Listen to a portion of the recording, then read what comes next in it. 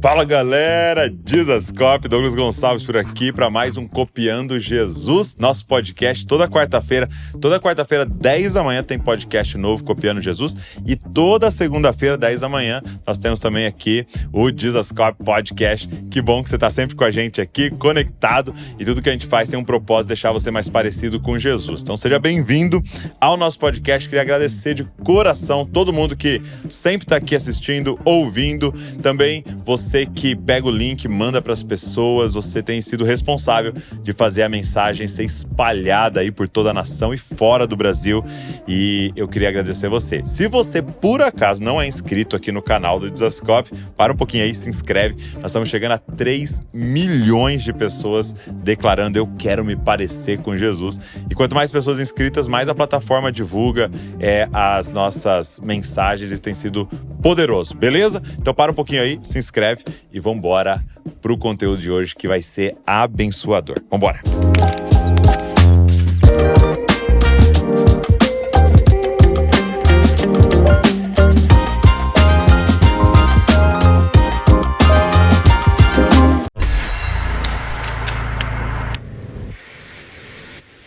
A Conferência Talmidim é um chamado de volta ao discipulado saudável, ao evangelho vivido e à formação que gera Cristo em nós.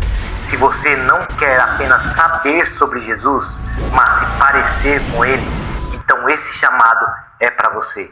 Inscreva-se agora.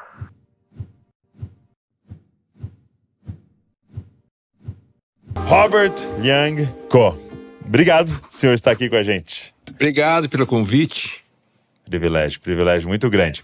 Robert, estava lendo um pouquinho da sua biografia, você teve sempre um envolvimento aí com a área de tecnologia, você deu aula, né?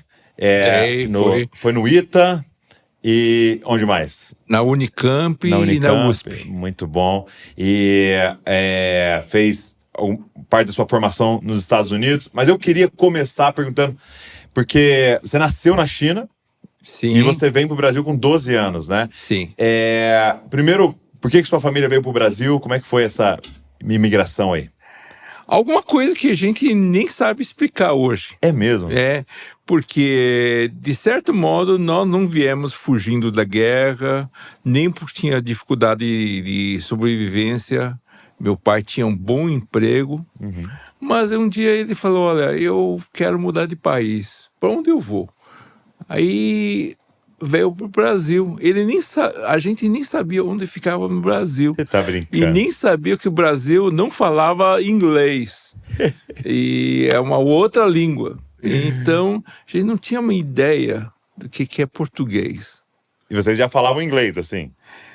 Sim, os meus pais falavam inglês. Sim. Né? E a gente estava em Taiwan, morava naquele tempo. Em Taiwan? E meu pai, eles são bem estudados, são engenheiros, tinham boa formação, lia, falava inglês. E chegamos ao Brasil totalmente diferente. E é uma coisa, um choque, né? E de tal modo que quando eu cheguei no Brasil, as pessoas me chamam Robert. Eu falei, mas com quem ele está falando? Eu nem sabia Roberto? que era meu nome, era Robert. Mas por quê? Como é que é a pronúncia em inglês? Em chinês, perdão. Porque na China não se usava esse nome. Eu adquiri esse nome quando eu viajei para o Brasil. Minha mãe e meu pai registraram esse nome. Porque você tinha um nome em chinês. Isso. Ah, tá. Ok. O meu nome em chinês chama-se Gu Liang. Gu Liang. Ok. Era o nome que eu me identificava. Exato. E quando falava Robert, eu falei, pô, com quem ele está falando? E agora? E aí você chega com 12 anos e você vai para a escola no Brasil, como é que foi isso? Sem entender uma palavra. Eu não sabia nem ABC. Eu comecei... Sabia o alfabeto? Não. O nosso alfabeto, não? Comecei a aprender o alfabeto, ler as primeiras cartilhas. E com 12 anos eu tinha que começar do zero. Do zero? Do zero. Para aprender, Só que eu já tinha terminado o primário. Sim. Lá na China, né? Lá em Taiwan. E eu sabia matemática pra caramba e tá, Muito e tudo estimulado, mais, Nessa parte de exatas, né? E então, mas para mim foi O maior bastante desafio era a difícil. língua, né? Era o português, Língua, né? né? Muito bom. E qual foi, assim, o choque cultural principal inicialmente, assim, de vir de uma China e cair numa América Latina, no Brasil? O que você acha, assim? Bom, tudo é diferente, né?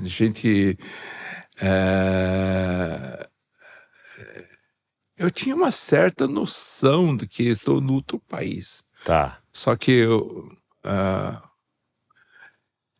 era difícil, né? Porque, como a gente não falava português, meu pai era um engenheiro, É. ele precisava procurar emprego sem saber a língua.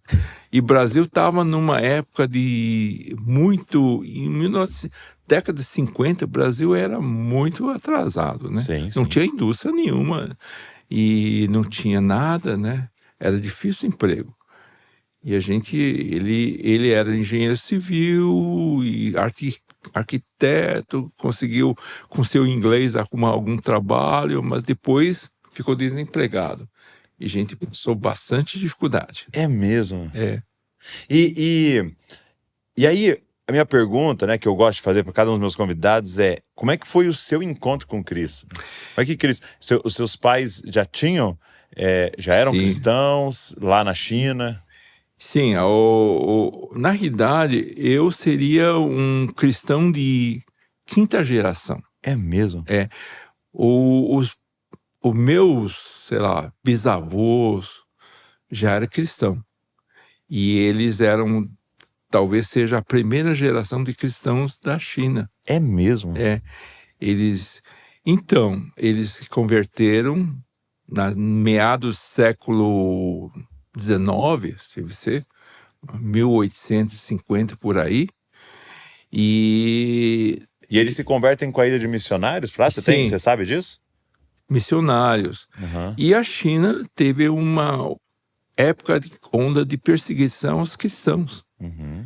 Muito bravo. E por quê? Porque o cristianismo é considerado, junto com o imperialismo ocidental, era inimigo. Exato. É traição, né? Traição. Então, teve uma época que houve matança de missionários cristãos e tal, de modo que minha família fugiu da China e foi para a Coreia. Olha só. E depois que cessou a perseguição, é que eles voltaram de novo para a China. E então, meu pai, a família é cristã, mas a família se enriqueceu. Uhum. E como todo quanto que enriquece, o que acontece? Se desvia. Abandona. Para de depender de Deus. Para de depender de Deus. Era muito rico.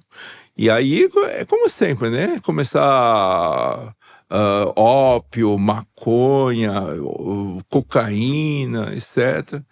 E da geração do meu pai, sobrou poucos cristãos. Meu pai também não era cristão de nome. Ok. Foi batizado, mas nunca foi cristão. Nunca praticou. Praticou. Então, quando eu era pequeno, tinha umas 10 anos, 8 anos. Antes de vir para o Brasil? Antes estava na China. Meu pai ficou muito doente, ele tinha uma úlcera perfurada no estômago e precisava operar.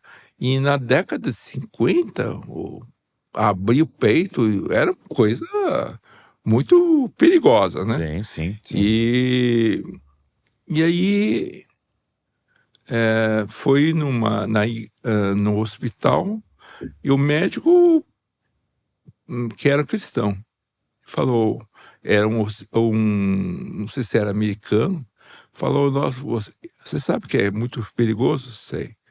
Eu posso orar por você? Meu pai falou: sim, pode orar, sim. Aí ele foi para a cirurgia. E quando ele abriu os olhos, depois da cirurgia, falou para minha mãe: olha, me arruma uma Bíblia. Minha mãe disse: o que aconteceu? Você não é disso, você nunca foi a favor dessas coisas. Não, me arruma uma Bíblia. O que aconteceu? Durante a cirurgia, eu tive um encontro com Jesus. Uau. Jesus falou, eu ouvi ele falar, é tempo de você voltar. É tempo de você voltar. Então, a primeira coisa que ele acordou foi querer... Ele começou a ler a Bíblia assim, devorando a Bíblia, Uau. certo? E se converteu e tornou-se um líder na igreja. E aí que nós viemos para o Brasil. E como era, você lembra, você tem memória de como era a igreja na China, assim? Já tinha bastante gente? Não, na China, na Taiwan, não tinha problema. A gente frequentava uma igreja batista, inclusive, né? E Taiwan é um livro, é diferente da China, comunista. Até hoje. Até hoje, né? Os chineses de Taiwan têm cristãos bem assim fervorosos. Que legal. A igreja é uma igreja bem avivada e não é fácil, porque a Taiwan, o budismo é muito também muito forte. Eles fazem oposição assim muito ferrenho contra cristãos, né? É diferente da China. A China é outra história, Tá. né? China existe existe uma perseguição aos cristãos na China, né? O que não existe na Taiwan. Então nós Então, em Taiwan, só para eu entender, não seria assim aquela perseguição com um viés até mais social-político, né? Era alguma coisa mais sentido religioso mesmo. Agora, Sim. Na China já tem mais a ver até com o governo e o comunismo. Em Taiwan, o governo é laico. Então não se mete com Você faz religião, se você quiser. se quiser. Agora, eu vi em Taiwan uma guerra espiritual, vamos dizer. Vamos dizer que lá você tinha um panfleto de cristãos, cara destruído. Ao lado tem um budista dando panfleto também. Entendi. Falando contra o cristianismo. Aquilo. Então, interessante. E aí, quando seu pai, ele se converte ali, né? Tem um encontro com o Senhor, leva toda a família. Sim, mas a gente ia com a igreja com ele, né? Sim. E a gente também... Isso não quer dizer que a gente tinha... Eu conhecia Jesus, é outra coisa, é diferente, né? Você precisa ter uma experiência com Jesus. E como é que foi a sua experiência com Jesus?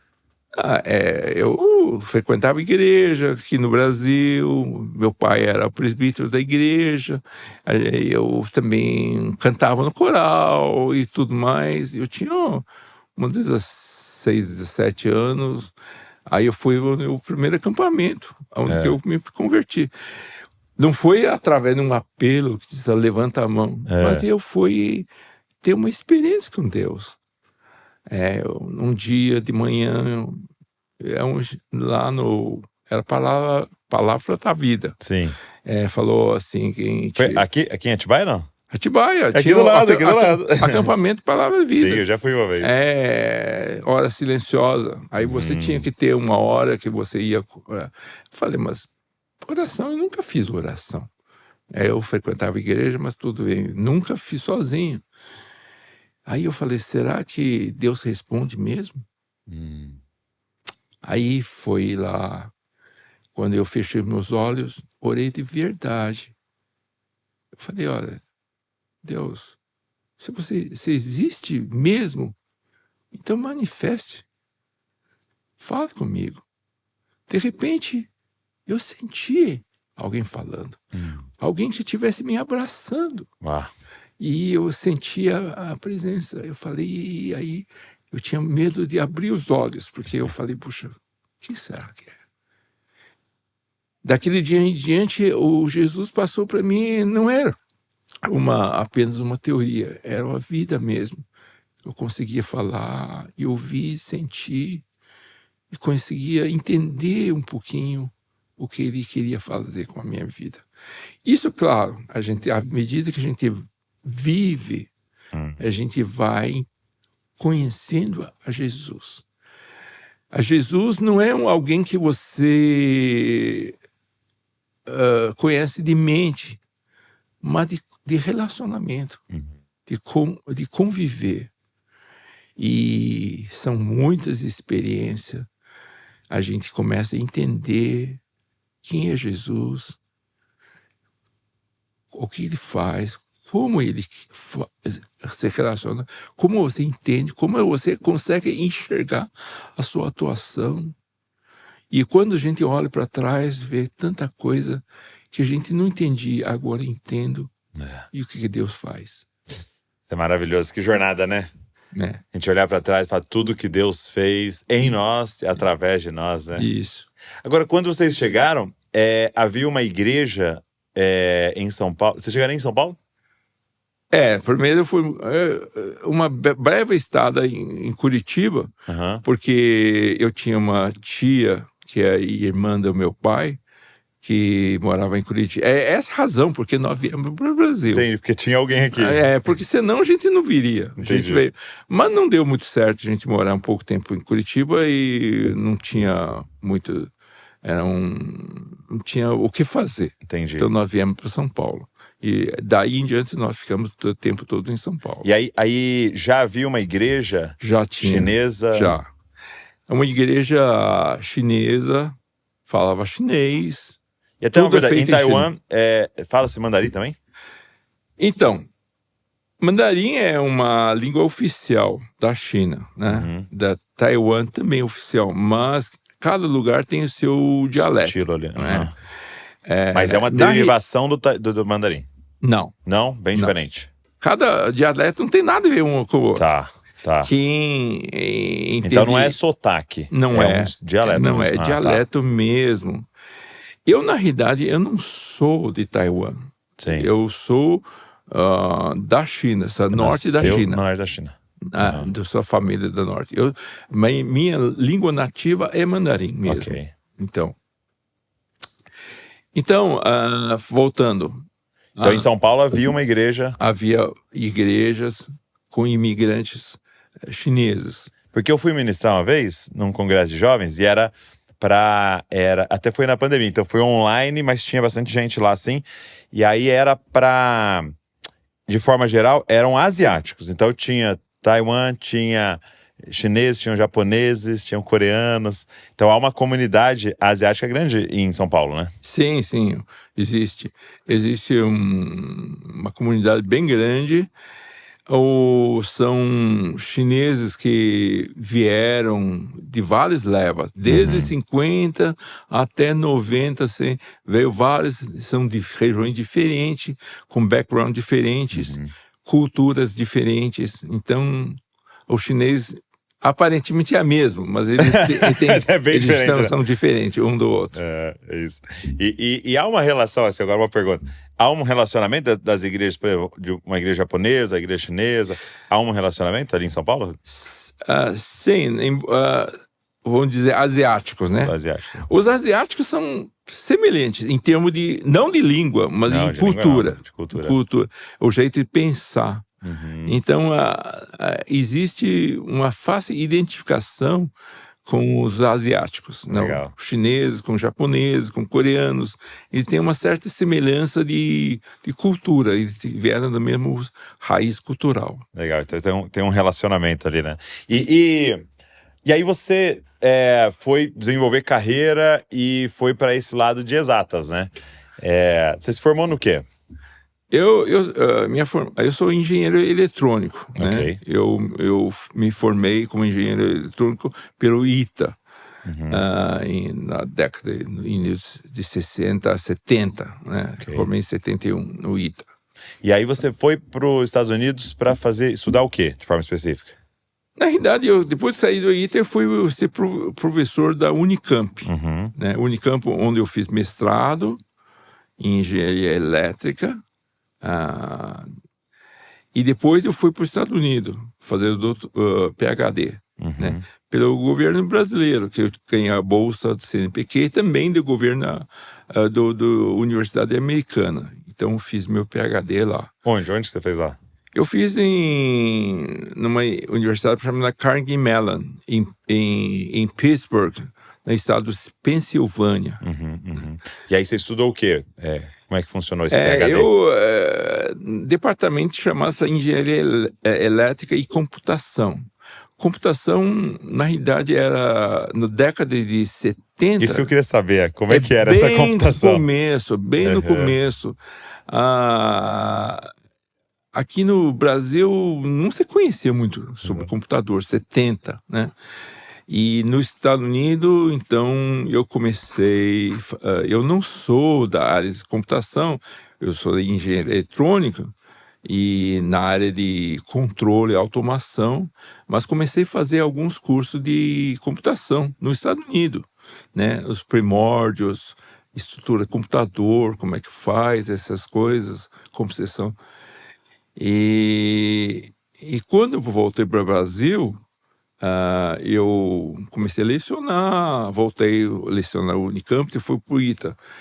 E aí começou a ter necessidade de computação, de ensinar. Aí o reitor falou, vamos fazer engenharia de computação. Quem vai dar aula? Você. Eu falei, mas eu não sou. Mas você fez curso? Fiz. Então você vai dar aula de computação. Então eu comecei a estudar. E na época era o quê? Era qual linguagem? Não, olha... O que era a computação na época? O que aprendia? O computador é uma coisa, vamos dizer, no começo, né? E gente... no tempo, quando eu era estudante, eu estudava a computação. Eu usava uma linguagem científica chamada Fortran, né? Onde fazia... Uma programação ali. Programação. Só que, para mim, o computador é uma caixa preta. Você jogava aqueles pilha de cartão perfurada, ele dava resultado e tudo bem. Agora, nos Estados Unidos, comecei a ver o computador por dentro. Né? Como é que a construção, hardware, como é que você, linguagem de baixo nível, programava, controlava, usava o computador para controlar, vamos dizer, trem, etc. Como é que fazia isso. E nos Estados Unidos comecei pela primeira vez a ter noção do que chama internet. Começou lá. Quando surge? Internet surgiu em 1975 nos Estados Unidos. Quando eu cheguei lá, eu comecei a ter alguma noção do internet, né? E, aliás, no Brasil não tinha nada, né? Quando voltei... Muita gente não tinha nem telefone, né? Não tinha nem telefone, é uma coisa. Então, mas foi uma mudança tão radical que as coisas avançaram tanto. Eu era um dos, vamos dizer, a era jurássica da computação. Hoje quase não entendo nada mais. Você estudou PhD... Mas hoje não consigo. Meu neto... Não tem como acompanhar, né? Meu neto sabe mais do meu celular do que eu. Mas E isso aponta como as coisas estão mudando numa velocidade que é muito assustador e muito difícil de acompanhar, realmente. Sim. E aí, nessa parte de tecnologia, então, era mais... você chegou a trabalhar em fábricas desenvolvendo essa parte toda de automação e tal? Sim. Eu saí um pouco da universidade, fui para a indústria, depois eu tive minha empresa. Como eu estudei na área de automação e controle também, então comecei com essa área de automação, de fábrica, né? Robô... De linha de produção. Linha de produção de robô, programação de robô, do controlador, chama-se PLC, e essas coisas. Linha de montagem. Agora, comecei a ter uma empresa, né? E eu era, ao mesmo tempo, empresário e também cuidava da igreja. Eu queria te perguntar, era ao mesmo tempo, né? Porque você teve mais de 30 anos, né, pastoreando. Sim. A igreja, a minha igreja é muito diferente. Eu acho que importante é a gente pregar evangelho.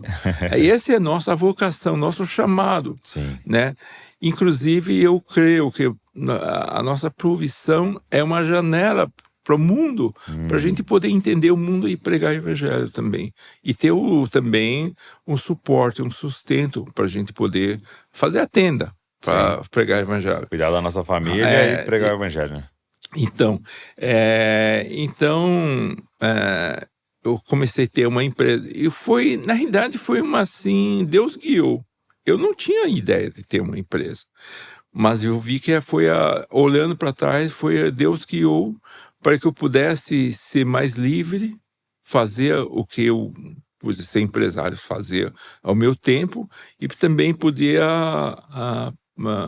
fazer as obras de Deus sem ter um chefe. Eu podia fazer. Você tem essa liberdade de tempo, né? Fazer. Agora eu vou deixar isso, eu vou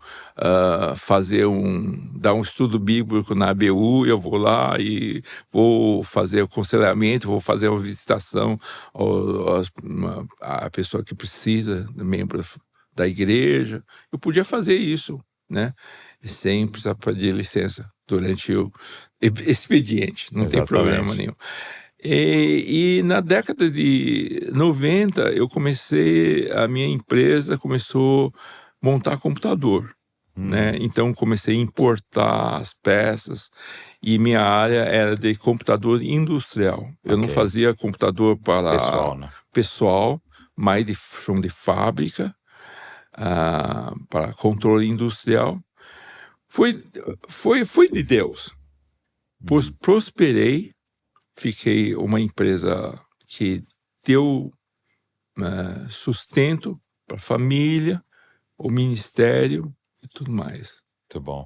E eu perguntei tudo isso para o Robert, eu queria saber dessa caminhada dele, de sua carreira e tal, porque agora o Robert lidera, né, um movimento, né, faz parte de um movimento chamado Cristãos 60+, né, que vai falar sobre a terceira idade, né? Porque você contou toda essa sua história, né? Contou da sua empresa, do tempo de pastoreio, mas qual é a missão, qual é a vocação daqueles que se aposentaram desse trabalho secular ali, né? Se aposentaram talvez até de estar à frente ali no todo o trabalho da igreja, e o que tem depois, né, dessa aposentadoria. E eu queria que você falasse um pouco pra gente sobre esse movimento com a terceira idade. Então, lá quando... Hoje eu tenho quase 80 anos. Ok. Tá? Então, quando eu tinha 67, 68 anos, eu queria me aposentar da minha empresa. E meu filho, então, ele assumiu a direção da empresa e eu saí da empresa. Me aposentei. Eu falei, o que eu vou fazer? Então, primeiro eu fui fazer as coisas de Deus, eu nunca fui missionário, eu vou levar um ano para ser missionário. Fui missionário. Você foi para onde? Fui para Bahia, Salvador. Legal. Né? Fazer evangelizar os chineses. É mesmo? Tem uma comunidade lá? É lá. Muito depois eu fui lá um dia, estava ajudando a Betel, né, fazendo um planejamento lá, fazer o que pode fazer. Eu falei, eu tento, o que pode avançar? Vamos fazer melhorar, avançar, trabalhar focado mais em jovens. E alguém disse, mas por que não os idosos? Por que não 60+? Eu falei, nunca pensei nisso. Sempre os jovens. Sempre jovem. Aí eu me interessei, eu vi realmente uma necessidade grande. Isso aí uns 4 anos atrás. De repente eu vi que a gente vive mais. Antigamente não existia esse problema, porque, vamos dizer, 40 anos atrás, 50 anos atrás, a idade média do Brasil era 55 anos. É mesmo? 55 anos. Então, a pessoa se aposentava e 2 anos depois morria. Exato. Não tinha muita gente Tinha uma aposentada. expectativa de vida tão alta. Hoje, né? Hoje a expectativa de vida do brasileiro passou de 55 para 80 anos, Uhum. né? E então se aposenta com 65 e depois vai viver mais 30 anos. Fazer o quê? Será que só para aposentar é ficar no aposento? Será que era ficar no aposento? Olha, nunca tinha pensado a palavra aposentar. Ficar no Ficar aposento. no aposento. Ficar... E para tanto... E isso é morte, né? Isso. Não, o pior de tudo é que a vida fica sem sentido. Porque você acorda esperando café, depois você descansa, vai para o almoço, depois vai esperar Assiste jantar, alguma coisa na televisão, umas jantar, e notícias. depois vai dormir. E o pior de tudo é que você é uma pessoa não apenas como se fosse se sente inútil. Porque antes você sabia que você era uma pessoa útil. Sim. E agora você, não apenas você se sente inútil, como outros encaram você como uma pessoa descartada, inútil, encostado. É mesmo. Como se fosse ou seja, você é tolerado, né? Seja na igreja, seja na família. É alguém que fica quietinho, a gente dá tudo que você precisa, não incomoda a gente está muito ocupado fazendo uma coisa, Sim. você faz, você deixa você. E a pessoa pior do aposentado, ele tem 2 problemas. Um, ele tem complexo de que meu tempo já era. Tá. Eu não sirvo mais para nada. Então ele tem essa ideia, já acabou.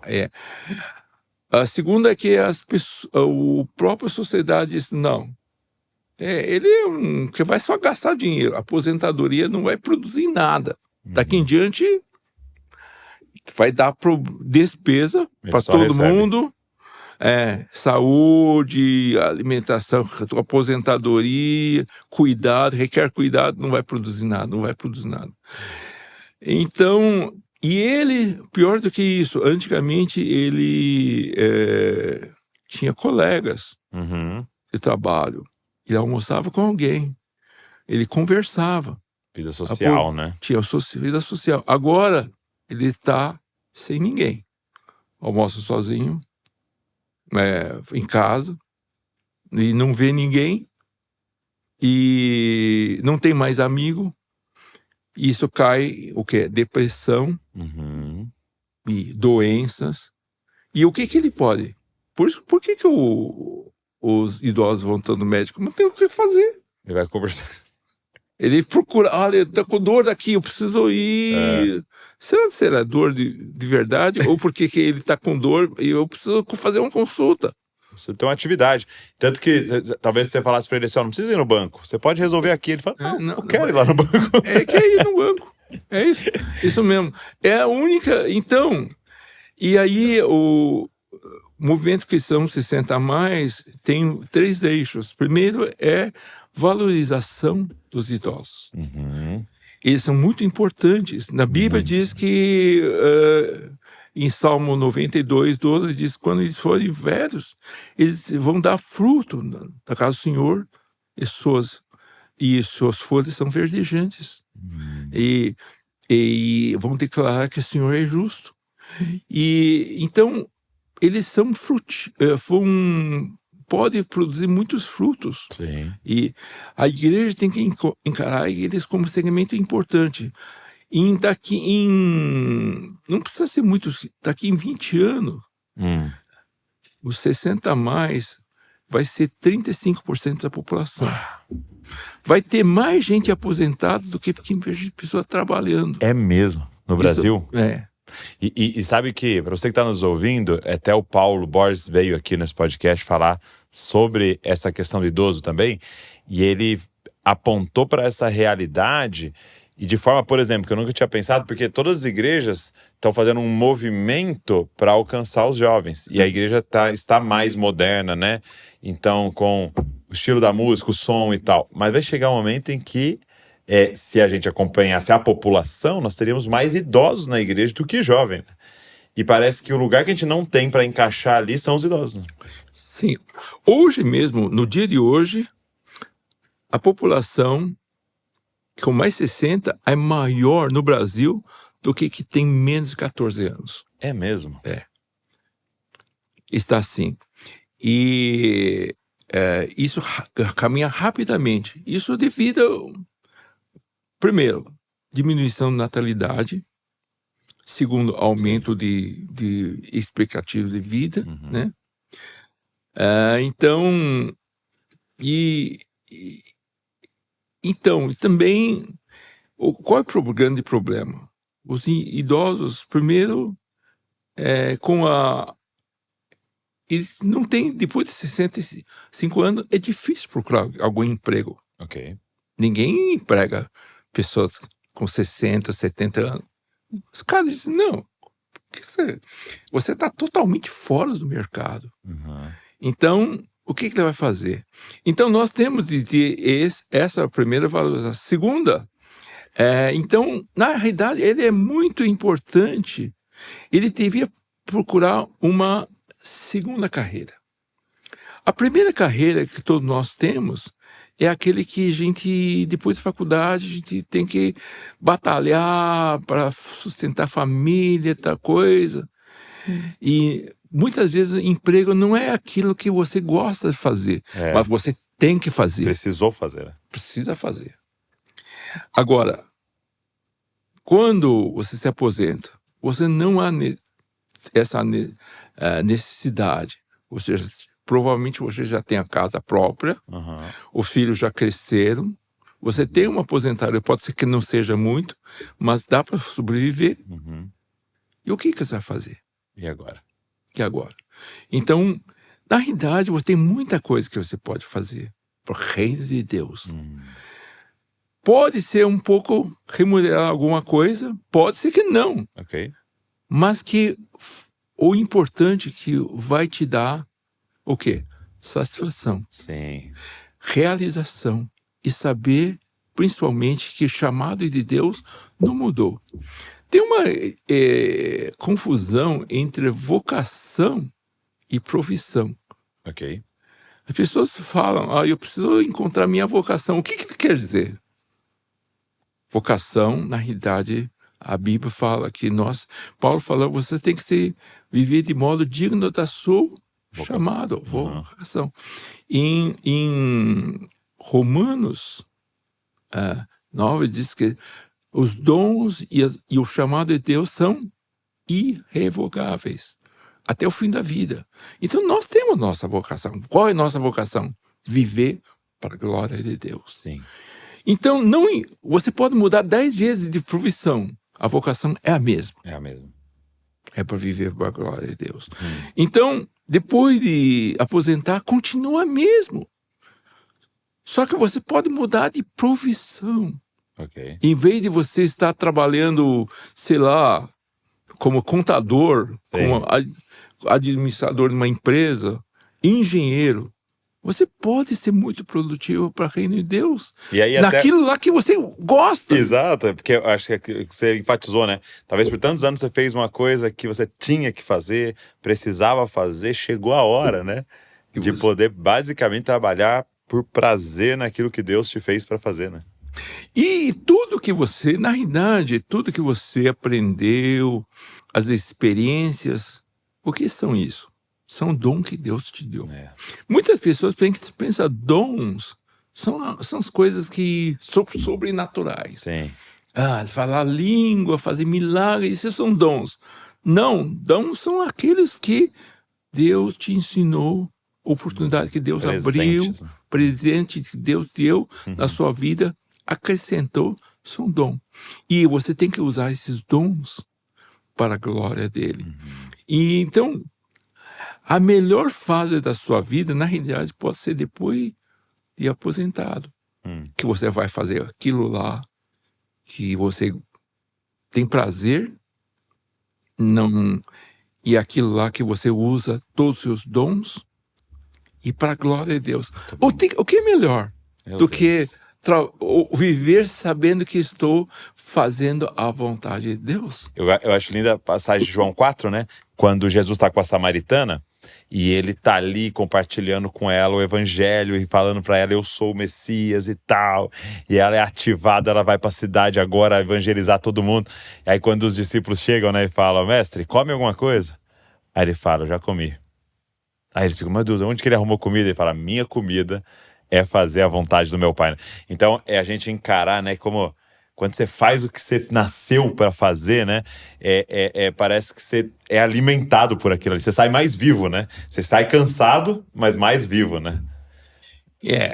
Então, eu acho que outro ponto importante desse movimento cristão 60 a mais é para despertar a igreja. Ok. Igreja que eles têm que ter um outro olhar para idosos.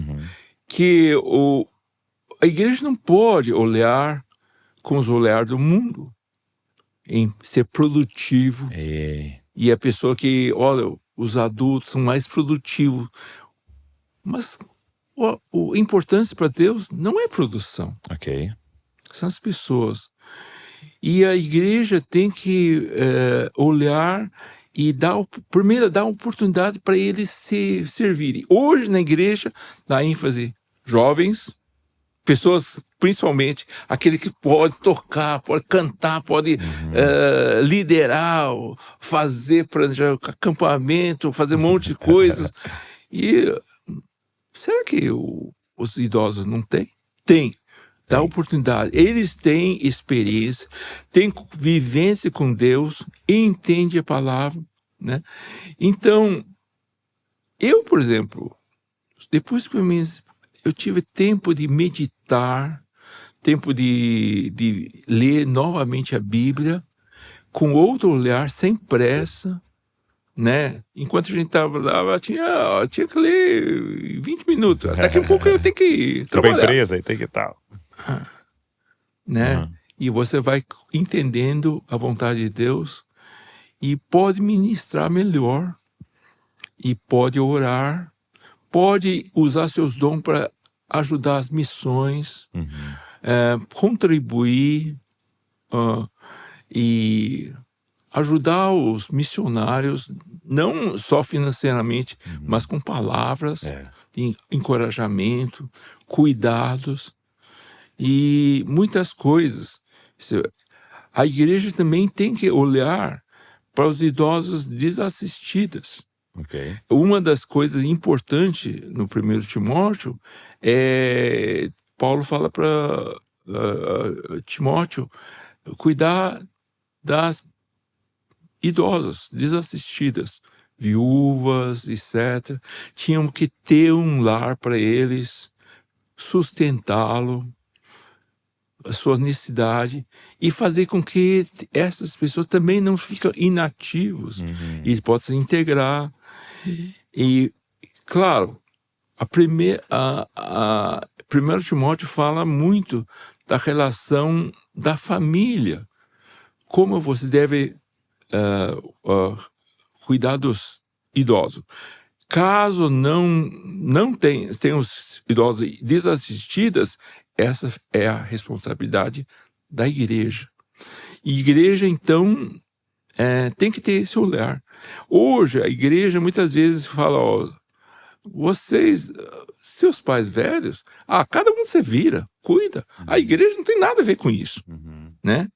Será que a igreja não tem nada a ver? Tem.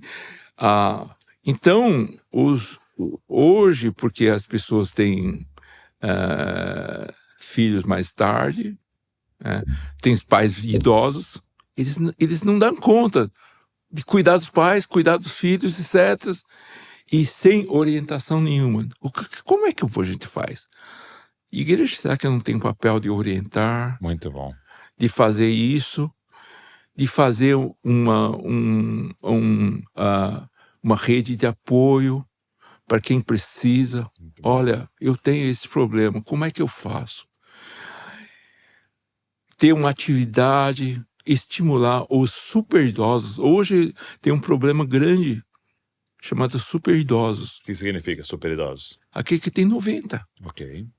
Tem muita gente que está chegando a 90. E o que você faz com 90? Né? E eles não podem deixar ele como descarte, no canto. Olha, você fica quietinho. Eles são gente. São amados. E também fora da igreja, também tem muita gente assim, isolado. A igreja não tem Hoje a igreja não quer lidar com os idosos fora da igreja. Para ele, eu quero evangelizar os jovens. Tá bom, tudo bem. Mas idosos, será que a igreja sabe como falar para os idosos? Eles têm problema de depressão, Sim. isolamento social, medo de morte, de doença. E a igreja não tem uma mensagem para eles? Eles são pessoas que precisam do evangelho, precisam ser levados a conhecer Jesus. E a igreja muitas vezes esquece desse segmento. Eles não têm trabalho para eles. Não tem quem cuida deles. Não tem quem evangeliza ele.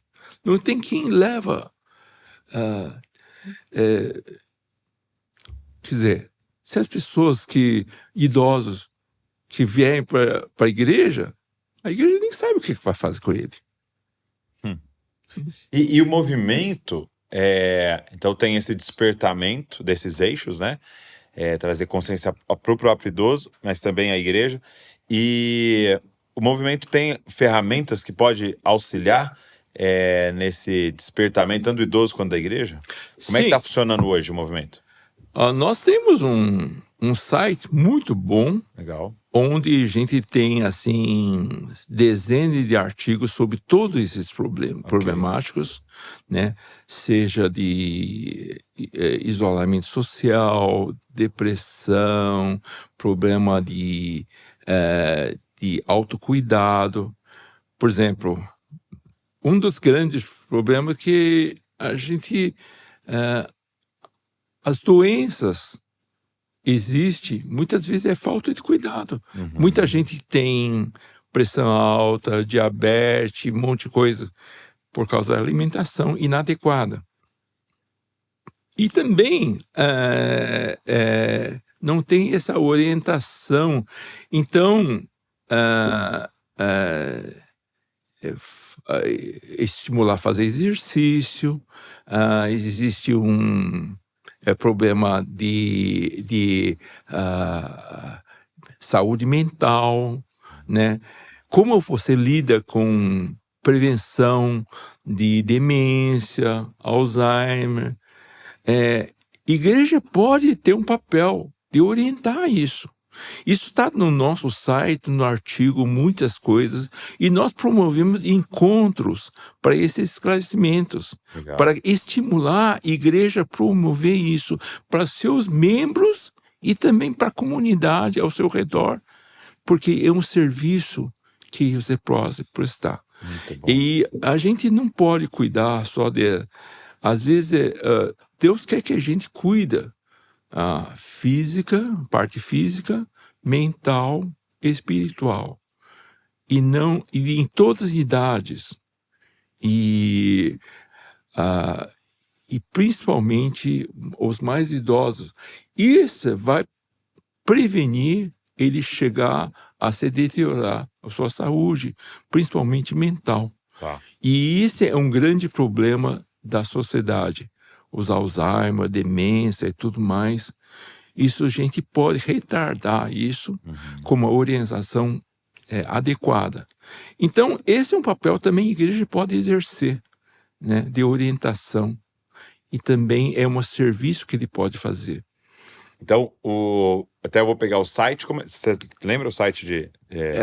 O site é o MC60+, não no sinal de mais.com.br. Tá, então MC de Movimento Cristão, 60, aí 60 é o número? 60. É 60 mais mais.com.br. Então, eu vou deixar na descrição de qualquer forma aqui o site também. E aí há encontros, então, para os idosos ou para pastores e tal, esse encontro que você citou?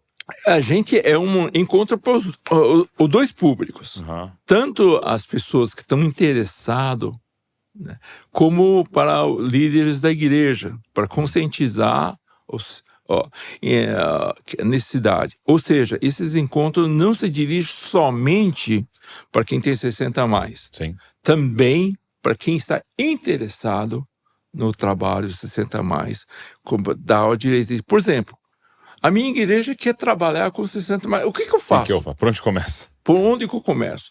Começo com o quê? Então, a gente dá uma orientação. Legal. Várias. E são palestras, são ideias, são workshops, são um brainstorm, são coisas que a gente faz junto. Às vezes são coisas que a gente nem está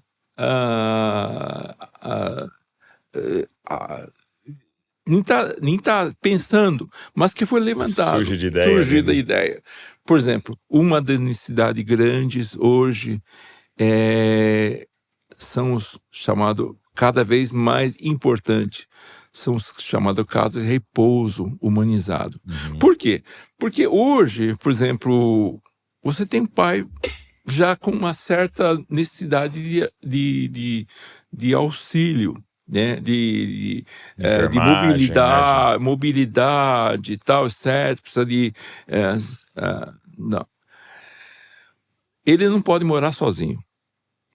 Morar com você, às vezes não dá. Porque eu trabalho, eu não sei, não tem estrutura. Como é que eu posso? Para onde que ele vai? Asilo? Eu não tenho coragem de colocar ele no asilo. Mas onde que vai? A igreja pode ser uma possibilidade? Pode. A igreja tem que estruturar para isso. Né? Por exemplo, chamado trabalho por dia. Então eu posso talvez levar ele de manhã ou na hora do almoço, ele almoça lá, tem alguma... Depois eu pego ele. Melhor do que deixar ele sozinho, jogar em casa, certo? E esse é um custo baixo para isso. A igreja pode cobrar alguma coisa por isso, mas é um custo mais baixo. Ele tem lá com outros idosos, tem convivência social, pode fazer alguma atividade, pode ter um momento de devocional, Bíblia, ter um momento de louvor, ele passa o dia, e isso aí é um trabalho que a igreja pode prover, muito certo? Bom. E também o próprio casa de repouso que você tem que internar as pessoas, hoje também a igreja pode participar, porque lá não é um lugar que você coloca a pessoa para ficar esperando a morte. Ele tem que ter estímulo, seja ginástica, seja música, seja louvor, seja mensagem, seja alguma coisa que ele pode passear um pouco, alguém que possa fazer uma ginástica, alguma coisa. Pode ser melhorar. Então, a igreja pode participar com essas coisas também. Então, eu acho que, por muito tempo, nós achamos que os vulneráveis que a igreja tem que dar assistência são os sem teto, morador de ruas, pessoa drogada, pessoa da favela. Sabe que um segmento que precisa ter ideia são os idosos isolados, abandonados, sem ninguém a quem recorrer. A igreja ainda não descobriu que é um segmento importante que eles podem trabalhar. São tão mais necessários do que o chamado população vulnerável. O Paulo compartilhou algo assim que foi meio chocante para mim, assim, né? Ele disse que no período de carnaval, há um aumento significativo de idosos sendo internados no hospital e com uma coisa muito semelhante de desidratação e tal. porque famílias deixam eles sem comer ou sem beber para que passe mal, para que possa interná-los para poder viajar. Então, assim, é o que você está falando, é Uma crueldade, isso aí. crueldade. E ele falou assim, só que é grande, tem estatística Uhum. do número de idosos sendo internados nesse período e tal, de forma muito intencional por uma família. Então, assim, a igreja tá aqui como luz e sal para olhar, e aí o que você colocou, né, como um vulnerável, né? E que tá previsto ali, né? Tanto que às vezes a gente esquece que quando a Bíblia fala órfãos e viúvas, é disso que ele está falando, né? Né? Quando ele coloca as viúvas ali, mas hoje também os viúvos, é disso dessa vulnerabilidade da idade, né?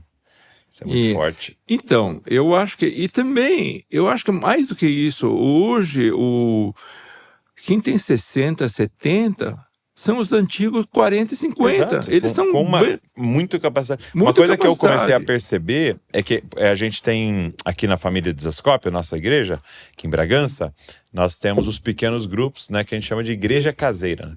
E uma coisa que a gente está enfatizando muito para eles é que ela precisa ser multigeracional.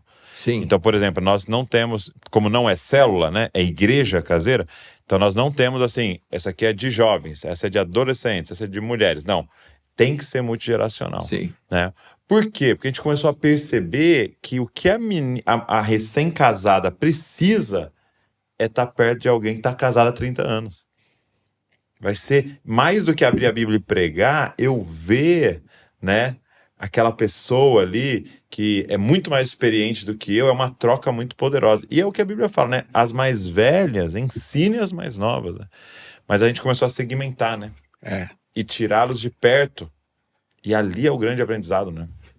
E também, né? Essa é uma coisa que a igreja fala, os idosos, os jovens, não falam um com o outro. Não tem como, não tem diálogo. Primeiro é com preconceito. Acho que eles não vão me entender. Uhum. E outro diz, não tem nada para falar com eles. Eles vivem outro mundo. Uhum. Mas isso não é...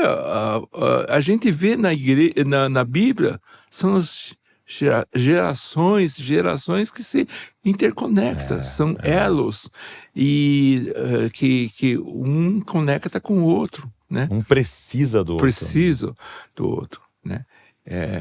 Então, eu acho que assim também os idosos aprendem também. Sim, sim. E como jovens aprendem também com os idosos.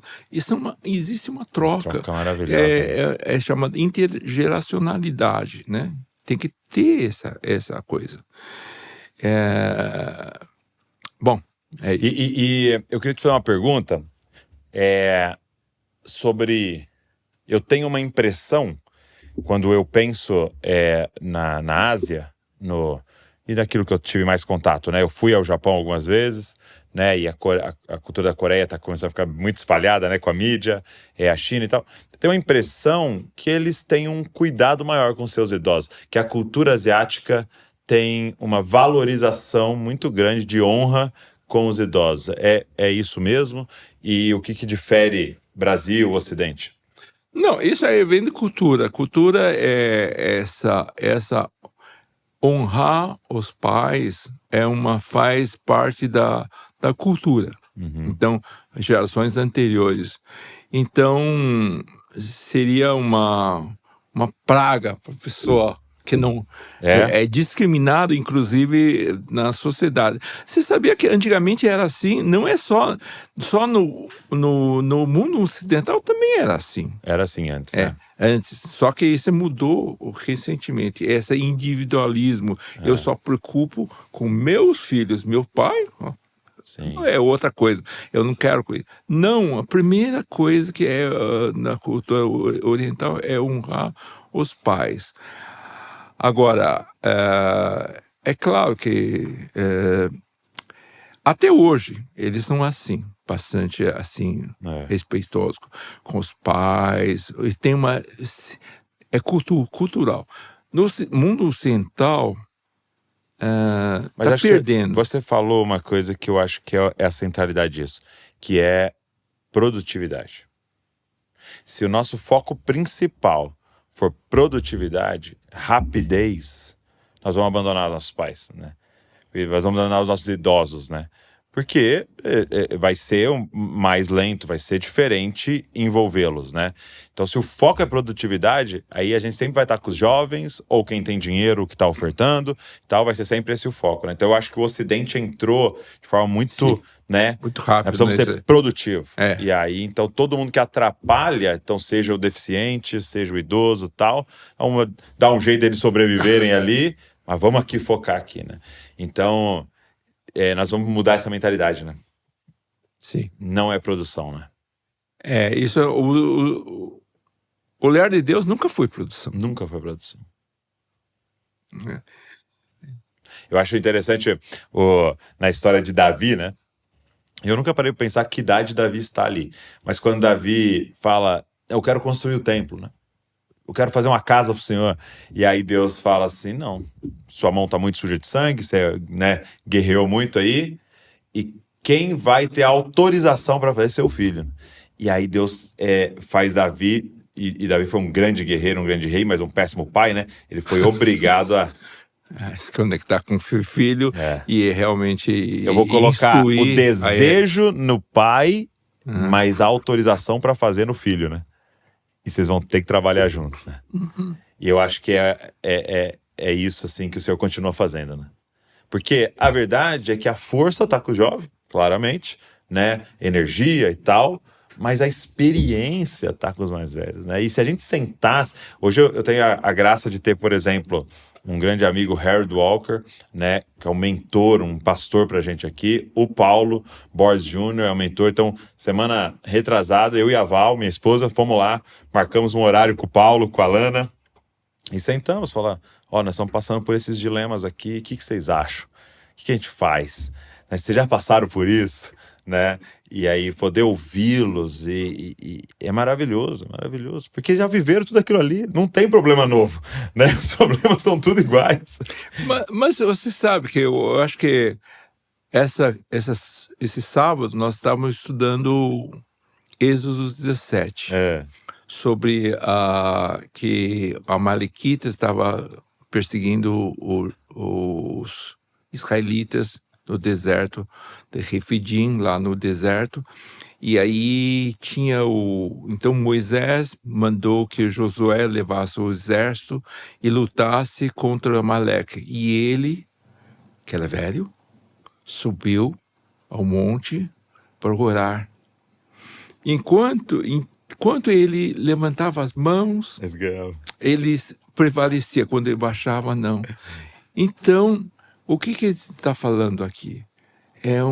Para ele prevalecer, tinha ação e tinha oração. Olha. E hoje, nós estamos privilegiando ação. Só importa a ação, né? Ação, só ação. E nós esquecemos que aquela coisa invisível, que é oração, era necessário. Oração é suporte.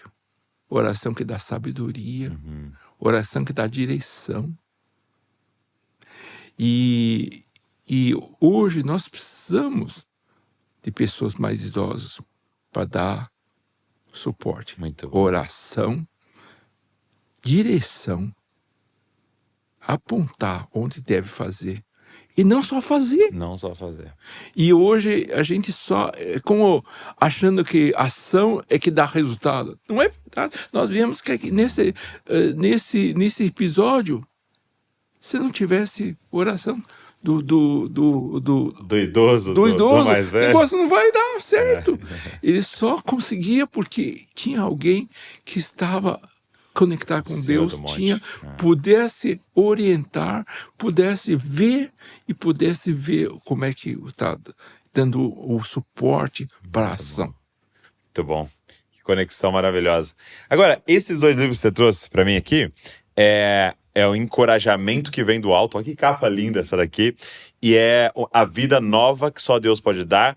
Eu vi que é sobre Efésios, né, meditações no livro de Efésios, da carta aos Efésios, e o cultivo da vida cristã, meditações a partir de 1 João, também livro lindo, os 2 a Ultimato. Esses 2 você escreveu antes de aposentar ou depois? Bem depois, né? Na realidade, eu não sou escritor. Sim. Eu comecei a escrever primeiro para mim, Ok. fazendo... era meu devocional. Aham. Devocional todo dia. Depois que eu escrevi, eu pegava primeiro os assuntos. Depois eu falei, não, eu vou livro por livro. E depois que eu escrevi, a pessoa, por que você não publica isso? Eu falei, dá uma arrumada e publica. Eu falei, poxa, será que dá certo? Aí eu publiquei o primeiro, chamado Ouvindo Paulo na Prisão. Ok. Sobre Filipenses. Filipenses, ok. E também cada capítulo era 2 páginas, um pensamento, né? E era e sempre contava uma história, depois o texto e como é que se aplica na sua vida. Esse é o meu estilo, Muito né? bom. Então comecei e a aceitação foi muito boa. As pessoas gostaram muito e pediram para que eu continuasse. Então eu continuei publicando dos devocionais e tem sido muito bem aceito. Por quê? Porque as pessoas hoje gostaria de ter estudo bíblico não no sentido teológico, mas como é que pode aplicar na sua vida. Então, com esses pensamentos, ele pode dar uma orientação e aplicar aquele texto. E como o capítulo só tem 2 páginas, 3 páginas, cada trecho, as pessoas gostam de ler, porque se tivesse 50, ele demora muito para terminar. Ele lê em 8 minutos, então ótimo, já estou entendendo, vou aplicar, isso leva-me a orar. Então, por isso que tem sido usado, por exemplo, falando esse livro, Cultivo da Vida Cristã. O que eu estou falando? Eu falei, a vida cristã tem que ser vivida. Tem que ser vivida. Vida eterna não é alguma coisa para você ter. É alguma coisa para você viver. Começou já, né? Começou não quando você morrer. Não, agora é já vida começou eterna. A vida eterna. Você nasceu de novo? Nasceu de novo. Então, mas ele tem que ser... É uma vida. Qualquer vida tem que ser cultivada. Como é que você cultiva? Como é que você anda com Jesus? Como é que você ouve Jesus? Como é que você vê Jesus? Bom. Então, esse livro é sobre isso. Tem sido usado como guia do estudo pequenos grupos também, para discutir e poder debater e também aplicar. E também isso como base para nós orarmos. Muito bom. Então, eu vou fazer o seguinte, vou deixar o link desses 2 livros aqui, para você ter acesso, tenho certeza que vai te abençoar muito. Robert, obrigado. Obrigado por você. esse tempo. É um você é privilégio. Muito bom, tá? Muito bom. Que papo abençoador e obrigado por ter assumido essa segunda carreira aí, depois dos 60 a mais, e tá incentivando a igreja e os próprios idosos a florescerem, frutificarem para o Senhor. Obrigado mesmo. Amém, isso. Amém. Tá, okay. Glória a Deus. Amém. Obrigado, você que foi aqui ouvindo e que foi tocado por essa mensagem. Deixa eu te falar uma coisa, nos ajuda a espalhar essa mensagem, pega esse link, manda uma galera, manda para os grupos da igreja. A gente tem muita gente que precisava ouvir, tem muitos pastores que precisavam ouvir esse nosso papo e ser, assim, tocado como eu fui aqui e chamados a dar uma resposta a isso. Obrigado por ter ficado com a gente, Deus abençoe você e não se esqueça, você é uma cópia de Jesus. Valeu. Tô aqui para agradecer você que está sempre aqui com a gente no podcast Jesus Copy. Eu espero que você tenha sido abençoado pelo nosso canal e eu queria te fazer um pedido. Será que você poderia se inscrever aqui no canal? A gente pega às vezes as estatísticas, a gente sempre vê que tem um grupo muito grande de pessoas que assiste, mas não é inscrito. Quando você se inscreve, é uma forma gratuita de você dizer, isso aqui é relevante e nos ajudar a alcançar mais pessoas. É uma forma maravilhosa de agradecer se você é abençoado pelo movimento Jesus Copy. Agora, tem mais uma forma de você poder abençoar tudo que está acontecendo aqui, se tornando um membro aqui do canal Jesuscope, se tornando um Jesuscopes, né? E você pode, então, ser membro, você vai estar contribuindo financeiramente para toda a equipe que está por trás aqui trabalhando, produzindo conteúdo para mais pessoas se parecerem com Jesus. Então, se você pode fazer isso, vai estar abençoando muito o movimento Jesuscope. Então tá aqui, é só você clicar e se tornar um membro do nosso canal Jesuscope. Deus abençoe você.